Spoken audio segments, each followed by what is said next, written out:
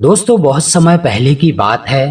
भानपुर नाम के एक छोटे से गांव में एक अनाथ लड़का रहता था जिसका नाम मनु था। उसके माता पिता की मृत्यु तब हो गई थी जब वह केवल 5 साल का था। तब से वह अकेला हो गया। गांव के लोगों ने उसकी देखभाल के लिए कोई कदम नहीं उठाया। वह जो कुछ भी करता केवल अपने दम पर। उसके पास ना घर था ना कोई सहारा। मनु का जीवन कठिनाइयों से भरा हुआ था। वह दिन भर छोटे मोटे काम करता, किसी के खेत में पानी देता, किसी के लिए लकड़ियां काटता या फिर भैंस चराने का काम करता। बदले में उसे कभी कभी खाने के लिए 2 रोटी और कभी पुराने कपड़े मिलते। रात को वह गांव के पुराने शिव मंदिर के बाहर सोता।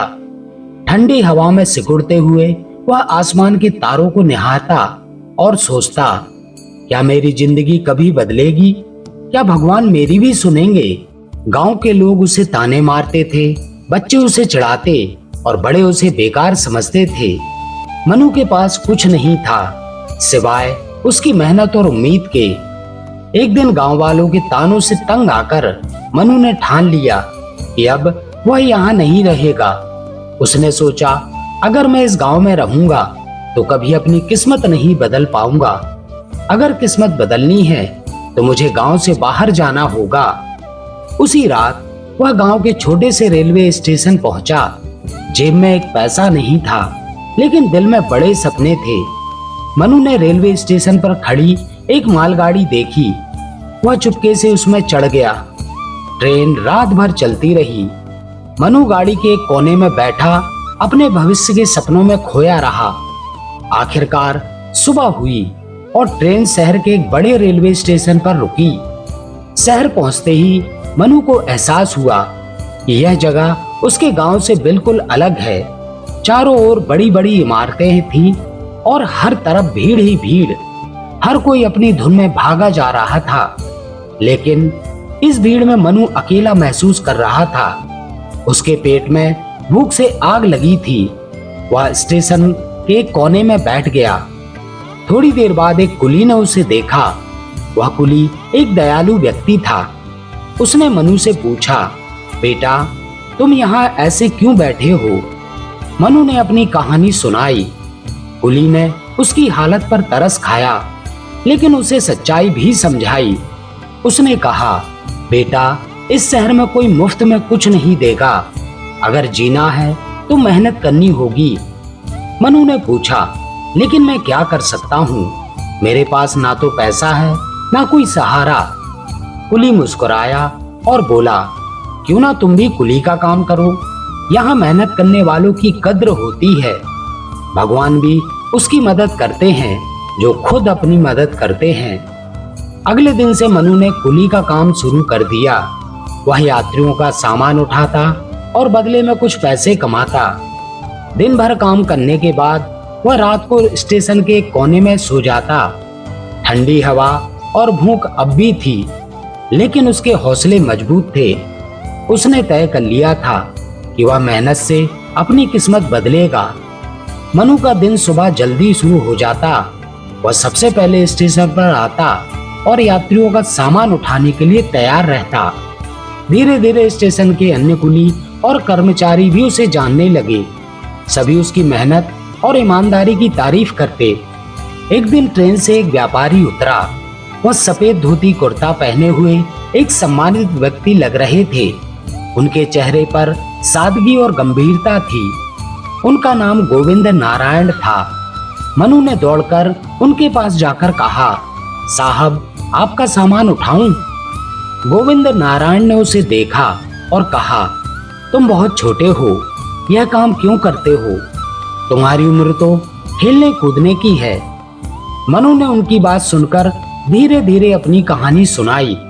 उसने बताया कि वह अनाथ है और अपनी मेहनत से अपनी जिंदगी बदलना चाहता है। मनु की बातों ने गोविंद नारायण को प्रभावित किया।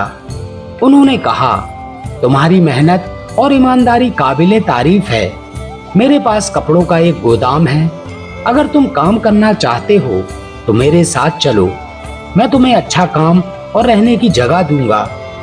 गोविंद नारायण की मदद से मनु ने गोदाम में काम करना शुरू कर दिया। गोदाम बड़ा था और वहां कई कर्मचारी काम करते थे। मनु को कपड़ों की पैकिंग, गिनती और ग्राहकों से डील करना सिखाया गया। मनु ने हर काम दिल लगाकर किया। वह सुबह से देर रात तक काम करता और हर नया काम सीखने की कोशिश करता। गोविंद नारायण ने उसकी लगन देखकर उसे अधिक जिम्मेदारियां दी।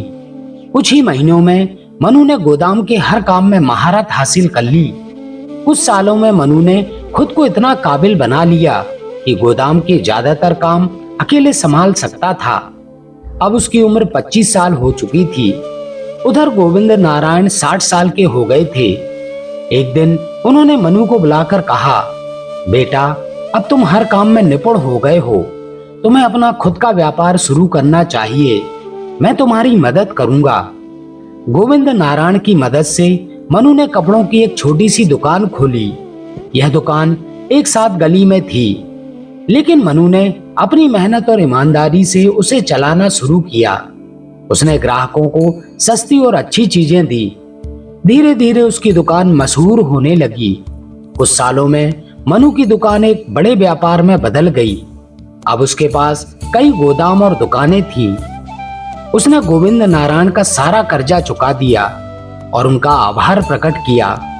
मनु ने अपने संघर्ष के दिनों को कभी नहीं भुलाया। उसने फैसला किया कि वह जरूरतमंद बच्चों की मदद करेगा। उसने कई अनाथालय और स्कूलों में मदद करना शुरू भी कर दिया। तो दोस्तों, यह कहानी हमें सिखाती है कि जिंदगी में मेहनत और ईमानदारी सबसे बड़ी पूंजी है। चाहे हालात कितने भी मुश्किल क्यों ना हो, अगर आप अपने लक्ष्य के प्रति ईमानदार हैं तो सफलता जरूर मिलेगी। आपकी मेहनत ही आपकी तकदीर का सबसे बड़ा हथियार है। अगर आपको यह कहानी प्रेरणादायक लगी हो तो इसे लाइक करें और शेयर करना ना भूलें और अपनी राय हमें कमेंट के माध्यम से जरूर बताएं। और ऐसी ही कहानियों के लिए हमारे चैनल द बुद्धिस्ट विजडम को सब्सक्राइब जरूर करें। तो दोस्तों, इस वीडियो में बस इतना ही। मिलते हैं ऐसे ही किसी अन्य ज्ञानवर्धक वीडियो में। तब तक अपना ख्याल रखें। नमो बुद्धाय।